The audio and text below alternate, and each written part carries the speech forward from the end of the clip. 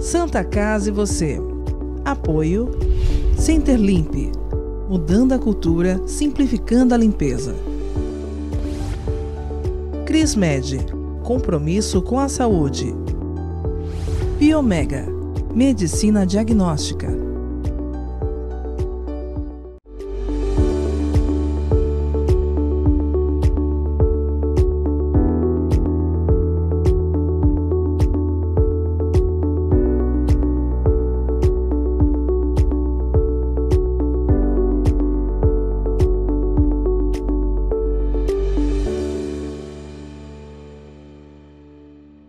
Olá, telespectadores, sejam muito bem-vindos a mais um programa Santa Casa e você. Estamos vivendo baixas temperaturas, às portas do inverno, ainda não estamos no inverno, mas já temos aí temperaturas de inverno. Para a gente saber o que o inverno, o que as baixas temperaturas causam no coração, nós recebemos aqui hoje o médico cardiologista, o Dr. Philip Sakabi, que vai falar para a gente dessa incidência de doenças cardiovasculares em baixas temperaturas. Tudo bem, Dr. Philip? Bem-vindo. Olá, Guto. Olá, telespectadores. É um prazer muito grande estar falando com você nesses dias frios aqui da nossa cidade e poder expor um pouquinho, desmistificar algumas coisas sobre a redução de temperatura e o coração. É verdade que em baixas temperaturas os problemas cardiovasculares, eles aumentam? Exato, Guto. Existe um aumento de 7% de infartos e AVC, doenças cardiovasculares com a redução da temperatura. A gente percebe que no inverno os prontos-socorros costumam encher mais e as UTIs também. Isso acontece pelo aumento do número de infartos e de AVCs. Em temperaturas, a gente está vivendo aí uma onda de frio fora de época, então estamos no outono, mas já é um prenúncio de que o inverno deve ser um pouco rigoroso. O que a gente pode fazer para tentar evitar esse tipo de ocorrência e como que acontece no inverno essas doenças cardiovasculares, esses problemas cardiovasculares? Bom, isso é um fenômeno físico, né? Com a redução da temperatura, nós temos a redução do calibre dos vasos. Reduzindo o calibre dos vasos, nós temos o aumento do fluxo de sangue e da velocidade de sangue dentro dos vasos. E nós temos placas de gordura pré-formada, que já estão lá há 6 meses, 1 ano, 1 ano e meio. Aumentando o fluxo de sangue no interior dos vasos, aumenta o atrito com placas de gordura pré-formada. Aumentando esse atrito, aumenta o risco de ruptura dessas placas, aumenta o risco do infarto e aumenta o risco do AVC. Porque o coração vai continuar trabalhando, porém os vasos mais contraídos por conta do inverno e também, ou das baixas temperaturas, melhor dizendo, e aí com menos espaço para aquele mesmo volume de sangue passar, existe essa ruptura. É uma pressão maior e que às vezes o vaso não aguenta e acaba se rompendo.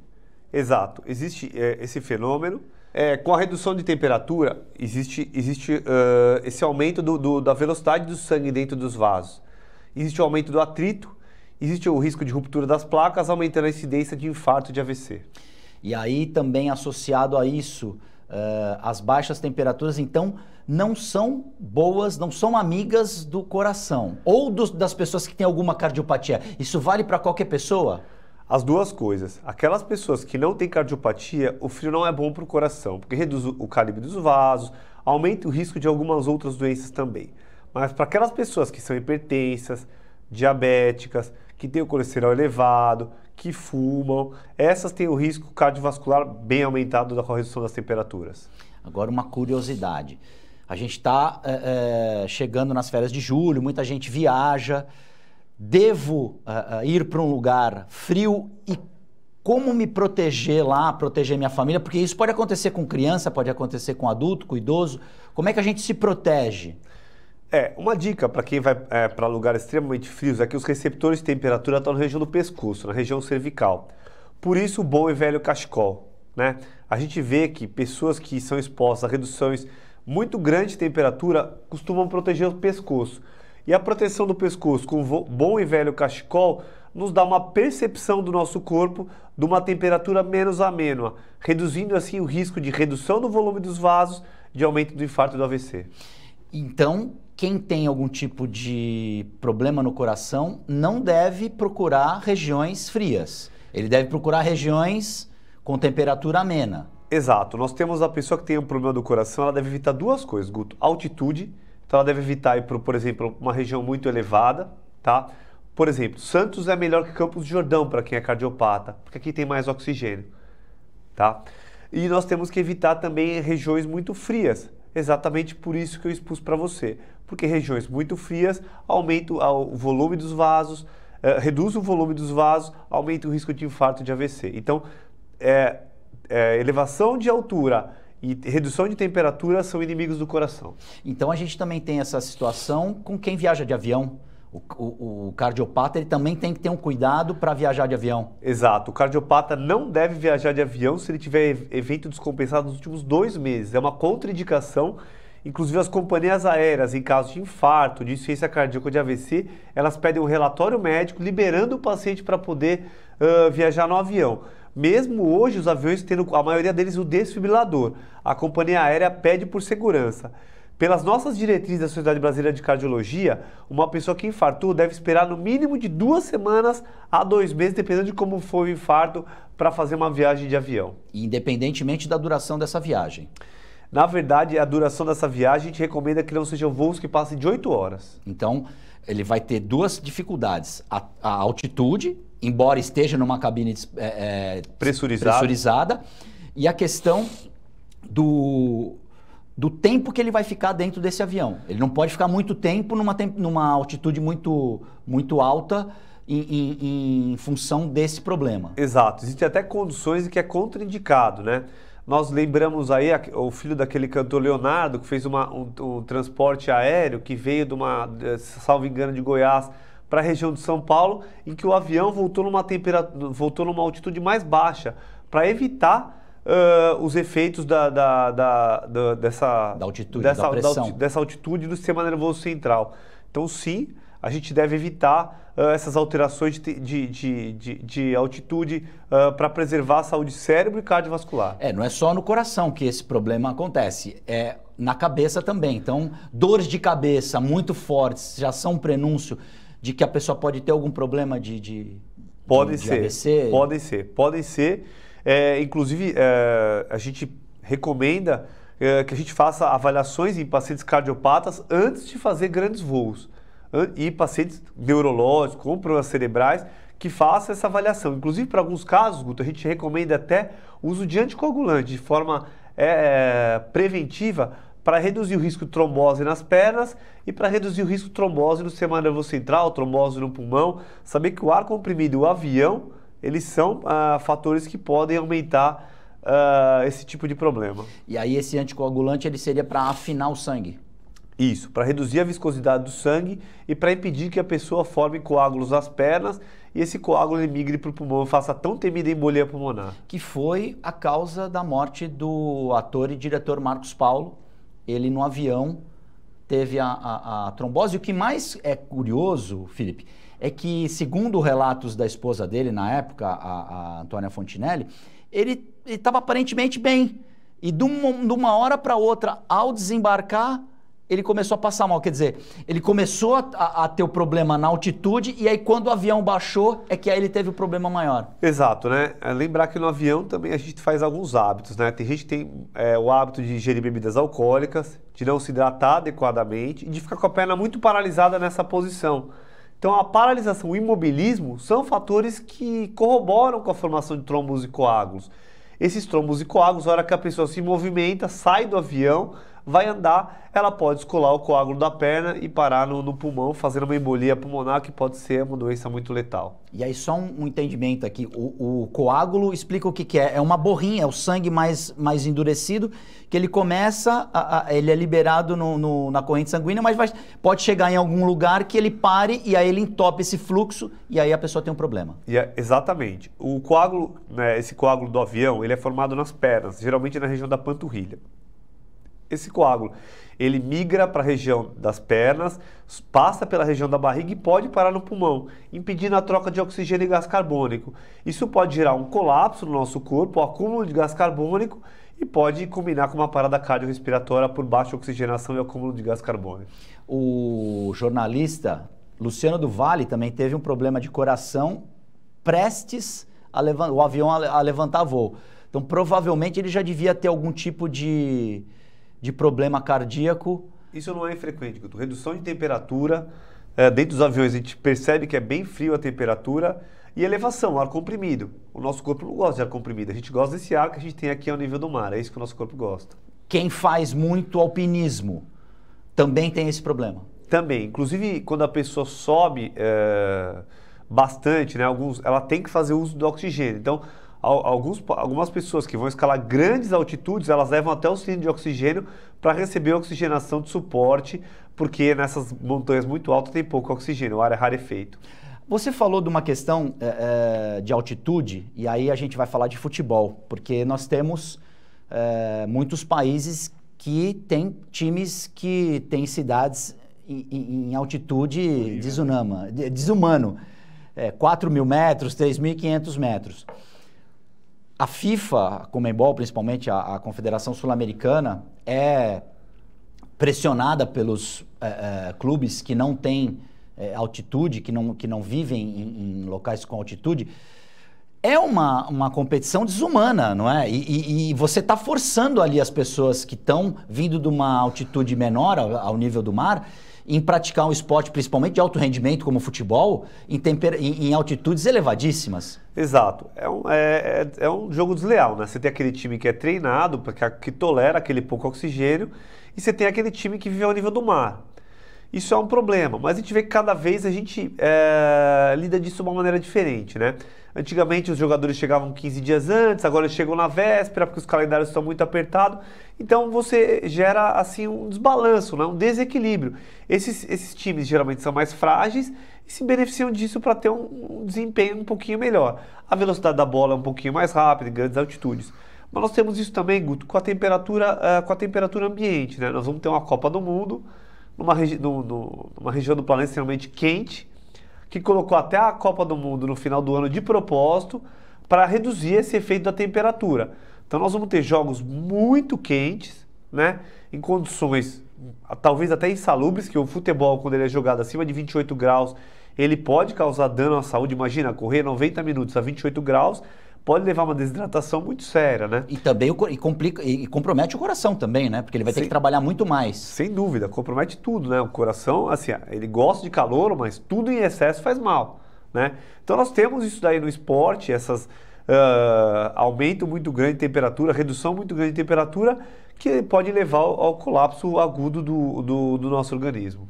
Santa Casa e você vai fazer um rápido intervalo, nós voltamos em instantes.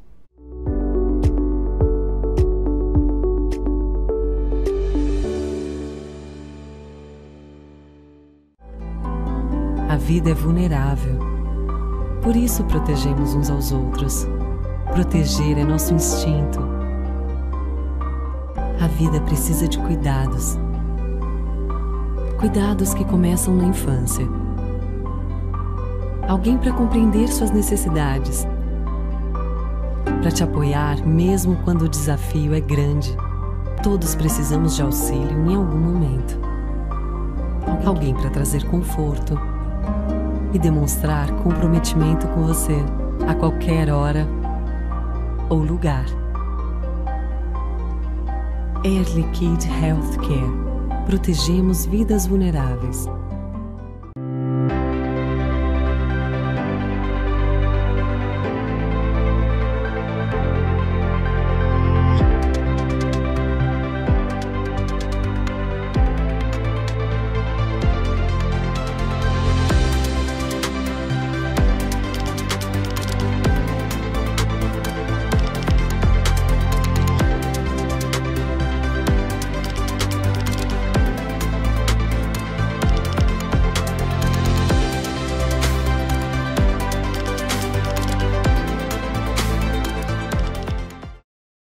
Já notou como as coisas passam rápido demais? E tudo bem, afinal evoluir é viver. E viver é ter saúde para sua família e amigos. E pensando nisso, o Plano Santa Casa Saúde oferece o que há de melhor e mais moderno para curtir a sua vida. Um plano completo que pensa na prevenção, que conta com o maior e mais completo hospital da região, além de uma clínica de especialidades com ampla rede médica. Faça seu plano de vida. Faça seu Plano Santa Casa Saúde. É comum pensar em doação de sangue apenas em momentos críticos, quando a necessidade é sentida por amigos ou familiares. E se você precisasse de sangue? Uma única doação pode salvar vidas e um simples gesto pode gerar milhões de sorrisos. Então, por que não transformar esse gesto em um hábito?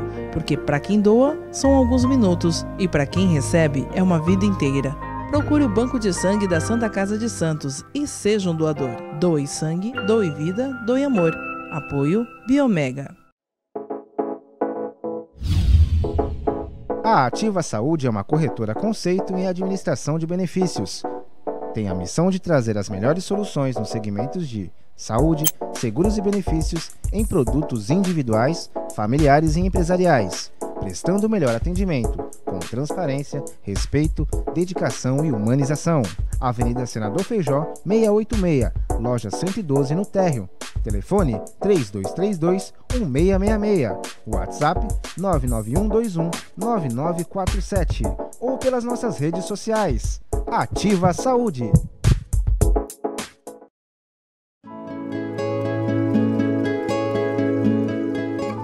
A Crismed Comercial Hospitalar orgulha-se de ser considerada uma referência no ramo médico hospitalar, atuando há mais de 20 anos no mercado, com comprometimento, competência e excelência no atendimento aos clientes.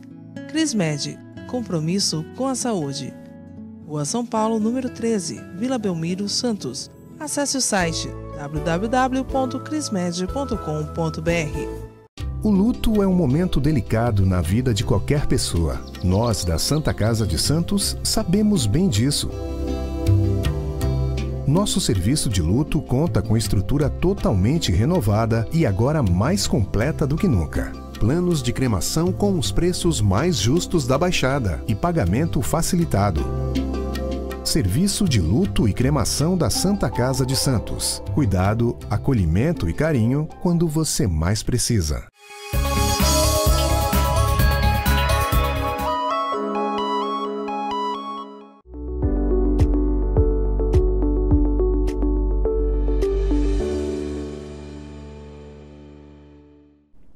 Santa Casa e você já está de volta. Na edição de hoje nós recebemos aqui o médico cardiologista Philip Sakabe, que está conversando com a gente sobre os cuidados que nós temos que ter com a nossa saúde do coração, principalmente em épocas de baixas temperaturas. Philip, você já falou da questão do cachecol. Existem outros pontos do corpo, lógico, a gente deve agasalhar o corpo por inteiro, mas alguma outra, o peitoral, por exemplo, também deve ter uma atenção especial no aquecimento? Existe uma outra região, que é a região das mãos, né? Os nossos receptores também de temperatura também estão na região das mãos. Então, outra dica que a gente tem é a proteção da mão através de luvas. Os pés? Os pés, raramente numa redução de temperatura, a gente anda de pés descalços, né? Nossas avós já falavam, vai pôr a meia. Põe a meia. Mas o pé também tem os receptores de temperatura, menos que no pescoço, o pé e as mãos, mas a proteção dos pés com meia e das mãos com luva dá a sensação para o nosso corpo que a temperatura está mais elevada. E isso eu percebi quando eu fiquei careca, quando eu passei na faculdade. A cabeça, a importância do cabelo no aquecimento da cabeça. É impressionante como a gente com pouco cabelo, a cabeça parece que fica realmente uma pedra de gelo, né? Exato, né? O cabelo também tem essa capacidade de manter a temperatura aquecida, né? E o cérebro, a cabeça precisa estar bem aquecida também, né? Também, porque ele todo pode, o nosso corpo. O corpo em geral. Agora, a ingestão de certas bebidas quentes, elas são prejudiciais, elas ajudam? Tudo em excesso e pode gerar problemas, né? Bebidas muito quentes podem trazer queimaduras. Agora, se a gente está no inverno e bebidas muito frias, podem levar à redução da temperatura e todo aquele problema da cascata cardiovascular, redução do calibre dos vasos, aumento do atrito, aumento do risco de infarto e do AVC. Então, o gelo a mais em regiões de temperatura muito baixa, ele pode trazer problemas também. Bebidas alcoólicas, que tem aquela velha história, vou tomar uma taça de vinho para aquecer o meu esqueleto. Sendo numa dose... O álcool em baixas doses, ele tem esse efeito, porém, isso é uma como tudo na vida, tudo em excesso. O álcool em altas doses, ele pode causar problemas. Então, uma dose pequena de bebida de teor alcoólico no frio, ele não tem malefícios, vamos dizer assim.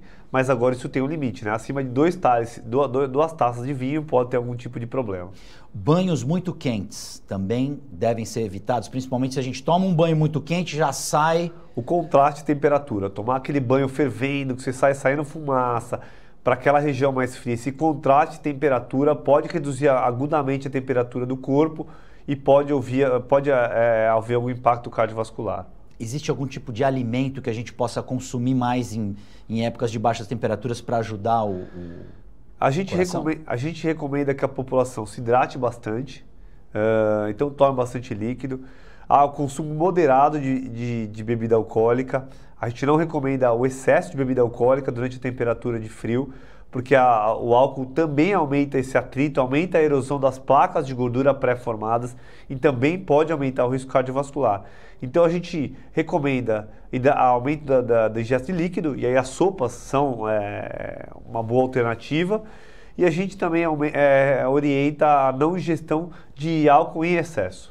A questão da bebida, ela deve ser sempre acompanhada de algum alimento. Não se deve beber, porque a bebida também ela acelera o coração, né? A bebida alcoólica também tem um efeito de acelerar o coração. E você pode ter um aumento da pressão arterial. Pode ter um aumento a curto prazo da pressão arterial. O álcool ele tem um aumento, uma elevação da pressão arterial a curto prazo. Por isso que aqueles pacientes hipertensos falam, se você for beber, eu não vou tomar o remédio da pressão. Não. Se for beber, aí sim que tem que tomar um remedinho da pressão para tentar se elevar essa pressão arterial, que não eleve muito. Vou viajar. Tenho algum problema de coração? Eu devo fazer algum tipo de exame? Devo procurar antes o meu cardiologista para ele me dizer, eu vou para tal lugar, e aí o médico vai dizer, é um lugar muito frio, é um lugar com uma altitude muito elevada. É importante consultar o cardiologista? Sim, é sempre importante consultar o cardiologista, individualizar o seu caso, planejar a sua viagem com cautela, para não ser surpreendido. Então, se você teve algum problema cardiovascular nos últimos 6 meses, você tem que ir sim ao cardiologista para ver se aquela viagem é segura para você naquele momento, né? Então, a gente recomenda sim que faça uma avaliação, que a gente evite regiões muito frias para aquela pessoa que é cardiopata e regiões muito elevadas. As crianças a gente deve ter um cuidado com as crianças, embora as crianças não sejam esse público-alvo e que tenham esse tipo de doença, mas as crianças também precisam ter essa atenção. As crianças no inverno costumam ter mais síndromes gripais, continuam a ter mais doenças infecciosas. Então as crianças a gente tem que ter esse cuidado a mais. Então a criança a gente tem que ter, quando for fazer essas viagens, ter certeza que ela está devidamente imunizada, que ela está devidamente preparada. Lembramos que a gente vive num mundo muito globalizado, a gente vê várias viroses, agora a tal da hepatite, que a gente não sabe muito bem as causas, a varíola dos macacos. Então a gente vive num mundo muito globalizado. Então a gente tem que ter as crianças adequadamente imunizadas, saber que no inverno aumenta mais o risco das bronquiolites, das inflamações pulmonares, das infecções por vírus e por bactérias no pulmão das crianças. Então as crianças não têm tanto problema cardiovascular, mas têm os problemas das infecções virais que aumentam no inverno. Paciente oncológico, precisa ter algum cuidado, principalmente para viajar para algum lugar mais frio e com altitude elevada? O paciente oncológico, a gente tem que primeiro ter em mente que ele tem a imunidade mais baixa. Então, no inverno aumentam as doenças infecciosas. Então, está com a imunidade em dia. O que é a imunidade em dia? São 3 vacinas para o paciente oncológico. Basicamente, gripe, sempre conversar com o oncologista, pneumonia e a vacina agora do coronavírus. Esse é o primeiro ponto. Lembrar que algumas quimioterapias, principalmente para quem faz câncer de mama, elas afetam o coração. Então essas quimioterapias, elas devem ser acompanhadas também pelo cardiologista. Para minimizar, hoje em dia a gente tem até drogas que minimizam o efeito dessas quimioterapias no coração. E Guto, o exercício físico, em quem está fazendo quimioterapia, além de potencializar o efeito do quimioterápico, tem o efeito de reduzir o efeito colateral dessas medicações. Então o exercício físico é muito importante para quem está nessa fase da doença. E aí o exercício físico, gente, uma volta no quarteirão, né? Muito, cada um no seu ritmo. No caso do paciente oncológico, lógico. Exposto, pode pegar um pouquinho de sol? Pode pegar um pouquinho Porque a vitamina de sol. D também é importante nesse processo aí, né? Exato. Evitar aquele sol do meio-dia, né? Procurar o sol das beiradas do dia, ou das 7, das 8 da manhã, ou do final da tarde. Mas o sol é super importante, o calor é importante, e isso ajuda a gente a combater a redução da vitamina D e algumas outras coisas, né? Porque quem passa por um tratamento tão difícil quanto esse, precisa ver sol, precisa ver gente. Então isso é muito importante também. Faz parte do pacote da recuperação isso. Faz né? parte de tratar o ser humano. Estamos chegando na parte final do programa, Felipe. Agora você vai dar aí uma mensagem pra gente, a importância de se cuidar da saúde, principalmente da saúde do coração. E aí você já desmistificou aqui uma colocação que eu fiz para você nos bastidores. O coração também é um órgão que pode ser acometido de câncer, ele não é aquele órgão que fica livre desse tipo de doença. Então, quais são os cuidados que nós temos que ter com o nosso coração? Bom, vamos lá. A OMS, a Organização Mundial de Saúde, mudou a definição de doença. Tem pessoas que acham só porque não tem sintoma, só porque não tem doença que elas estão saudáveis. Não. A ausência de doença não quer dizer saúde, em absoluto. Saúde é um estado de bem-estar. Então, além de não ter doença, você tem que ter os fatores clínicos, a pressão 12/8, colesterol controlado, a parte psicológica e psiquiátrica controlada. Esse é o primeiro ponto. Nós temos que viver bem o quê? Tá bem com o nosso corpo, tá bem com os fatores que estão à nossa volta. Então, a mensagem que a gente tem é o fato de você não ter doença, não quer dizer que você está saudável. Esse é o primeiro ponto. Procure a saúde mental através de fazer o que você gosta, de repente terapias. Procure a saúde física através de atividade física e procure o seu médico para fazer a pesquisa dos fatores cardiovasculares e de outras coisas individualizado para você. Esse é o primeiro ponto. Segundo ponto, você ponderou que o coração não tinha câncer. Isso não é verdade. A gente sabe que existem algumas neoplasias, alguns cânceres que podem acometer o coração. Existe um câncer chamado sarcoma, que ele pode acometer de forma primária o coração, e que eu já tive um paciente que teve o sarcoma, que foi operado 2 vezes, que fez quimioterapia, e infelizmente não teve sucesso na cura do controle do câncer do coração, que era primário do coração. Então, isso não é verdade, isso é uma fake news. Existe câncer primário do coração, como todas as nossas células do organismo, pode haver o câncer daquela região. Felipe, infelizmente o nosso tempo acabou. Agradecer demais a tua presença aqui, as informações, as dicas, para a gente ter uma saúde um pouco melhor nesses dias tão atribulados aí. Eu que agradeço, Guto, é sempre um prazer estar aqui com vocês, estar aqui com você, discutindo os fatores relevantes para a saúde na nossa Baixada Santista. Muito obrigado. Santa Casa e você fica por aqui e nós voltamos na próxima edição.